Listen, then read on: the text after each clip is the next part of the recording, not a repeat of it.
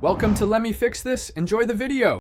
You start by enabling location services so the compass can access GPS and sensors. Open the compass app and follow the calibration circle.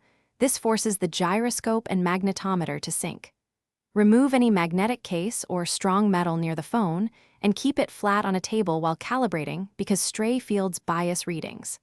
Once you see the calibration complete, tap to confirm. This first step corrects immediate sensor offsets and prepares the phone for more targeted fixes. Now you perform deeper resets to clear corrupted sensor configs. Toggle location services off and on, then restart the iPhone to reload sensor drivers. This often resolves transient errors. If that fails, reset location and privacy to return permissions and sensor access to defaults. Go to Settings, General Transfer, or Reset and choose Reset. Make sure iOS is up to date, because software updates include sensor fixes.